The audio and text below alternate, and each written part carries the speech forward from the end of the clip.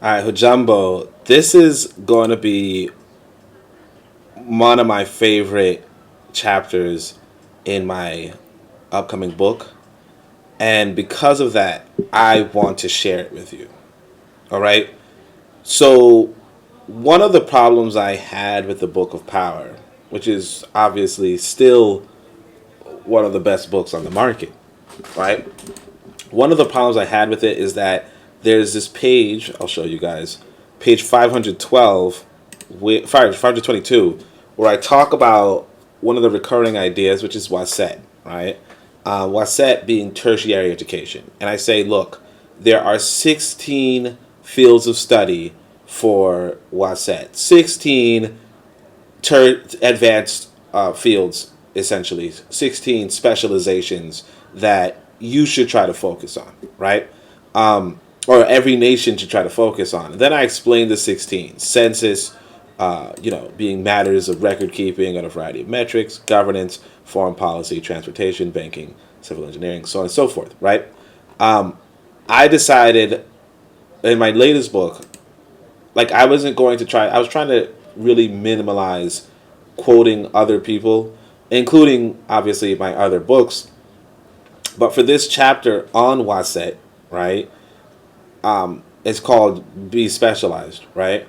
I had to. So I'll show you guys what it looks like. Obviously, you can pause whenever to read it yourself. Like right here is a good snippet. Pause over here. You can read the second paragraph. Pause right here. You can read the first paragraph, right? But basically, I outlined the 16 specializations. And I do say, hey, look, it's in the Book of Power, right? By yours truly.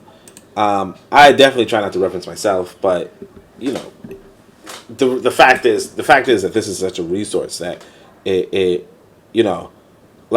wouldn't make much sense for me to say the 16 specializations. No, it's the 16 specializations in the Book of Power, right? So this chapter is obviously what you see in the Book of Power. So if you have it, you go to page 522, read to 524 or whatever, right? And then so this latest paragraph, oh, gosh, like this is why I write books. And by the way, if you like this, like, share, subscribe, and if you want to hit up the Cash App, obviously $ABSOni, right? And if you need to figure out what that is, just go in the YouTube comments, scroll through, you can see my Cash App, or you could join the Discord, have a conversation. But I want to go over this latest one because one of the things about this is that a lot of us do not think about these 16 specializations too deeply. And it's not written about in our literature too deeply. And so even though I'm going to just give a paragraph, and maybe in the future I'll say, I wish I wrote longer than a paragraph. I wish I wrote a book on each topic. Maybe, right? But instead of like, I wrote a sentence and I wrote a paragraph, right? And now I write, either way, we rarely even get to, go in depth with these things. I want to, even if it's a paragraph, I want to, in order that, like, our people can, as it says, specialize and be an asset in at least one of these, especially our leadership. They can be specialized and an asset in at least one of these. Census. The reason why I like this census, I started with census, just because that's how it was presented in the Book of Power. But the census one is so good. And by the way, these three paragraphs, like all of the first three paragraphs for all of the books, and for all the chapters, are free. They're going to be free. I'm going to give them out. I'm going to print them out in a PDF. You can distribute them. And they're basically going to be the preview to the actual book. Probably I'll release it after the book is released. I don't know. But because obviously I don't want to give away the title in advance. But look at this right here. I want you guys to read this. Like I said, pause if you want. But I'll read it to you. Census has a long-standing importance in human societies and development. While seemingly a practical science, it is more knowledge than science. A census is a collection of measured data on a given population, and the process of collection and measurement is often rigorous and time-consuming, but instructive and valuable. Humans often live in large areas spread out from one another while maintaining individual mysteries to strangers. Census takers try to reduce that mystery and centrally compile it with minimal overlap and maximum meaning. Measurements census may collect our population, age, gender, ethnicity, race, tribe, housing, education, employment, income, and health. On a broad scale, these can instruct on what infrastructure are needed or how a society is developing based on older census.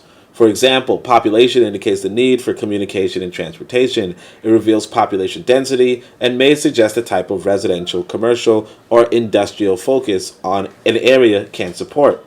It's also an important metric for financial needs. Cities of 30 people may have different needs from cities of 8 million people, although 30 astronauts and 30 farmers have different needs as well, so census takes into account other demographics, right? And so now we're going to go into a bigger description. But already you see again, we underestimate census. Here, I'm giving you the raw, because this is something that we're not really doing for ourselves. Other people are collecting data on us. And here's the raw about it. And here's why I think a lot of us, or why I'm encouraging a lot of us to pursue this on a serious level, right? So, age informs on the need of educational institutions, employment opportunities, or retirement homes. The generally younger population may need playgrounds and schools, where a generally older population may need nursing homes and hospitals. Age distribution shifts every year with every new birth, new death, and new year. But gathering this data and building ahead of time can maximize a population's happiness. Gender is another important metric that can influence immigration needs. Generally, humans are roughly balanced between men and women. After wars, epidemics, or even mass imprisonment, the population can skew to one gender or another. A rough balance with a slight edge towards women may be ideal for societal growth and maintenance. A population poorly out of balance can be tuned with the immigration of men or women of qualified stock. This informs policy and the development of embassies and introductory and ethnic facilities. You see how much it goes? But let's keep going. Ethnicity, race, and tribe are similar informative metrics, particularly as objectively a society may strive towards a mono-ethnic makeup, especially if that ethnicity is more behavioral than genetic, right? A behavioral ethnicity. Think about that, right? So how ethnicity is distributed can promote state-sanctioned ethnic institutions and even inform on policing as necessary. A sometimes uncomfortable truism. Housing hints at living conditions and guides an overclass in where to develop and why. Areas with high homelessness may need special attention, even greater than homes, whereas areas with ostentatious housing may require an accessible airport or luxury mall. A part of the nationalist agenda is universal electrification, yet humans may choose to live far apart from one another and even off the grid. The availability of electricity and its uses informs on the power needs of a people, both present and future. Access to clean water is another necessity to evaluate under housing. The need for electricity and clean water further informs the need for civil engineering and metals and materials for these projects. Education levels are important too. Areas with low literacy may require many more schools and more efficient teachers, where areas with high literacy may actually serve as templates across a nation. Again, you have the census, it just has this robust, it's just data collection, but when you compile it and you give it to the right parties, it can really form how a society lives. And it's this is why it's so necessary. But we don't really speak about this too much. What's more is education should serve as a character builder. Education signifies general behavior of a people, and where it aligns positively with desired behavior, the curriculum should be reinforced, and when it doesn't, it can be questioned. Employment and income are two of those positive metrics that should align with education, particularly when employment and income are lawful.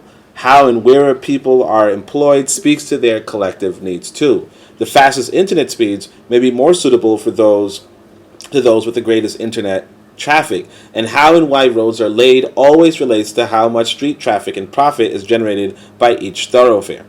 Health is another metric worth collecting. It can speak towards diseases, but also wealth, athleticism, weight, height, and fecundity. Health also signifies access to health care and a well-rounded diet. It is documented in Ethiopia Oriental, 1622, that in pre-colonial Motapa, Zimbabwe, the age of mortality was commonly between 90 and 100 years. In the History of Herodotus, Volume 1, Herodotus learned that the age of mortality commonly passed 120 years in ancient Kennesu, Ethiopia. The age of mortality is rarely that high in modern Western nations and usually much lower in post-colonial Africa, despite that Africans were once well known as long-lived Ethiopians. A census on health can inform where and why humans live longer and study and standardize their life patterns for general longevity everywhere. Census is invaluable towards improving the lives of humans. It is an incredibly important specialization that many other specializations stand to benefit from. So you kind of see, I hope you guys see, how this sort of knowledge right here, given to Africans on a broader scale, given to African leaders on a broader scale, given to or encouraged to us to, hey, you know what? Try data collection, right? That sort of a knowledge can really advance our society if that knowledge is also given to our people. And I think we had this conversation. We had this conversation in. On the last podcast. So if you guys, like I said, if you want to subscribe, share, like, I'm right now reading through Walter Rodney's How Europe Underdeveloped Africa with a lot of commentary. So, check it out if you're interested. And like I said, if you want to do the Cash App, because this is good. But of course, I'm not, like, before you release a book, you don't get paid for it. So if you like what I'm doing, and you want me to stop, trying to get distracted with, other economic opportunities, then definitely, send me a Cash App and, say, look, I appreciate it, right? Again, $ ABSOni. But what I'm saying is that this sort of stuff in the hands of our people, like, could really get some of our people to say, you know what, I should go do that. Now, something I didn't mention was, I think it's W.B. Du Bois actually might have done one of the earliest census in America. And he did it around, African Americans, and really helped he helped advance this field of sociology for African Americans. But of course, W. Du Bois is, But I'm saying all that to say, this is a really viable field, and it's not really spoken about too much in Pan-African nationalist circles. And so I'm doing this. I'm giving it to you guys. It's going to be great. I hope you guys enjoyed. But thank you so much for your time. I'm going to get right back to writing. I'm going to have to write the next chapter, honestly. Oh, that's going to be the one on Keru, which is another amazing one. I could show you guys. Well, no. I shouldn't scroll down too much. Because, a lot of things are in the work. This book is a work in progress. But I appreciate you for listening, for coming through. Definitely share this video with anybody. With everybody, in fact, and let them know that, hey, look, a good book is coming. And we got to support this brother Oni who's putting this together. But other than that, Shem Hotep, Anku Jasa Neb Neb, Amen, Ma'at, Dua, Necher.